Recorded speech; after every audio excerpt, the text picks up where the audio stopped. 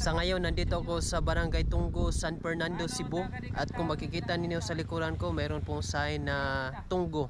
I love Tunggo kasi dito na tinatayuan ko, isa po ito sa mga sikat na atraksyon dito sa Tunggo, San Fernando, Cebu, na kung saan makikita ninyo yung napakalawak na tanawin, the wider the beauty of the nature. So nandito ako sa tuktok at ipapasyal ko kayo dito, at ang mga maaari ninyong tingnan at maaari ninyong bilhin or mayroong mga tindahan dito sa Tunggo.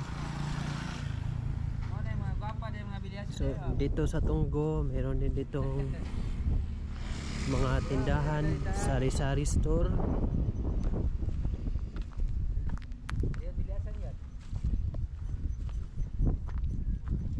Ayan. Taga-adlaw mo mga breedry, ma'am. Meron itong mga tindahan, sari-sari store. Yan, meron din dito mga upuan. Yan. So, pwede ka dito umupo at yung makikita mo, yan po yung magandang tanawin. Yan. So, ito, I love Tunggo.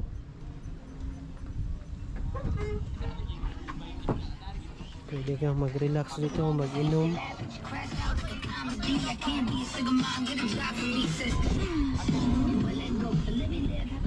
Meron itong nagtitinda ng pagkain. Yan. Meron dito. Ito yung tanawin.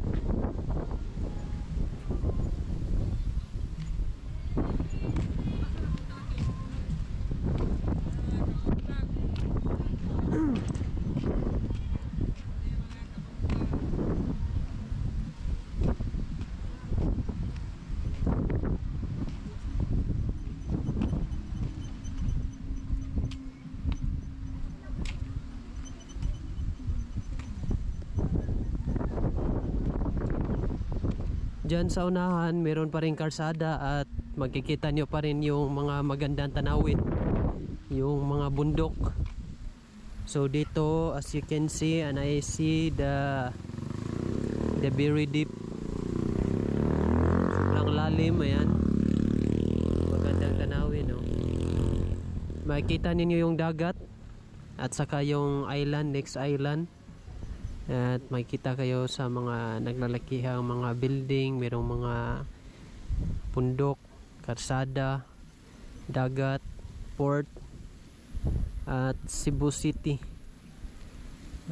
Makikita niyo yung mga building dyan sa Cebu City, mga bahay dyan, yun, no?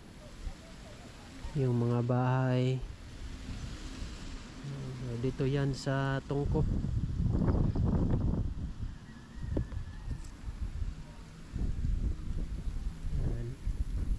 So dito pwede kang maglakad dito. Yan. Hanggang doon kasi meron din diyan yung nilalakaran ko kanina. Yan.